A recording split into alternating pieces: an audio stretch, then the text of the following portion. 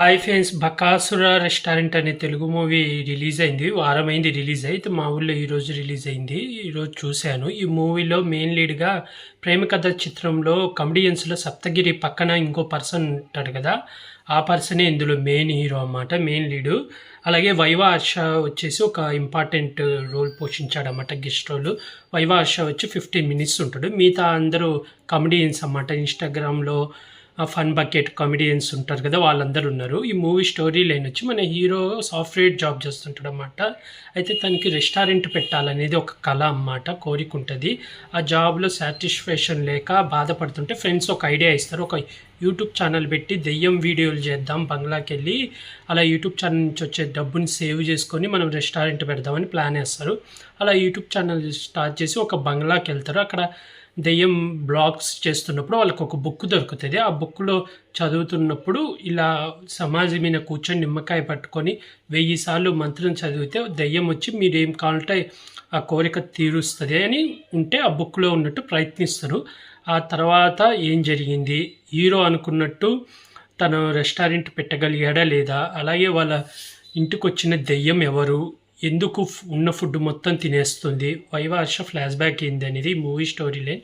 Movie వచ్చి comedy, horror comedy అన్నమాట. అయితే హర్రర్ ఏముండదు, మొత్తం కామెడీయే ఉంటుంది.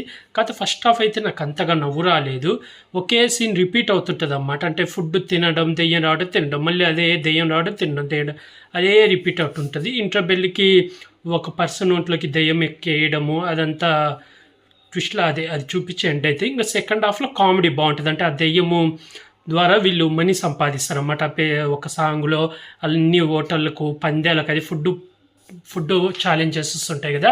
అలా దెయ్యాన్ని తీసుకుపోయి బాగా ఫుడ్ తిని గెలిచి ఆ మనీ అంతా వస్తుంటుంది. అది బాగుంది. అలాగే హీరోయిన్స్ ఉన్నా కానీ వాళ్ళ వల్ల యూజే లేదు. అసలు ఎందుకు పెట్టిండ్రో అర్థం కాదు. ఇద్దరు హీరోయిన్స్ ఉంటారు. అసలు వాళ్ళ వల్ల యూజే కాదు. ఒక హీరోయిన్ సాంగ్‌లో సడన్‌గా వస్తది. ఎలా వచ్చిందో కూడా తెలియదు. మళ్ళీ తనకు సంబంధించిన సీన్‌లు చూపించారు. అలాగే ఒక స్వామీజీ ఉంటాడన్నమాట.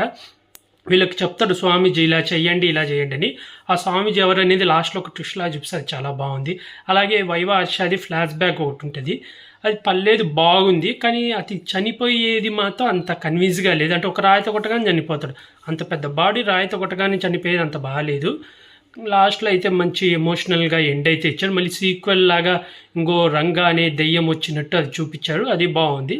ఓవరాల్‌గా అయితే వన్ టైమ్ వాచబుల్. థియేటర్‌లో కన్నా ఓటీటీలోకి వచ్చినాక చూసుకోవచ్చు. కామెడీ ఫస్ట్ హాఫ్ అయితే అంతగా ఏం లేదు. సెకండ్ హాఫ్ ఎమోషనల్ గానీ, కామెడీ గానీ అదంతా బాగుంది. నాకైతే ఓవరాల్‌గా వన్ టైమ్. డైరెక్షన్ కూడా బాగుంది. ఇంకా కొంచెం ఎంటర్‌టైన్‌మెంట్‌గా తీసుంటే బాగుండు అనిపించింది. అలాగే ఈ మూవీకి రేటింగ్ వచ్చి 5కి 2.5 ఇస్తున్నాను ఫ్రెండ్స్. అలాగే ఇలాంటి మూవీ రివ్యూస్ కానీ, వెబ్ సిరీస్ రివ్యూస్ కానీ కావాలనుకుంటే నా యూట్యూబ్ ఛానల్ సబ్స్క్రైబ్ చేసుకోండి friends. Like, share, comment, subscribe friends. Bye.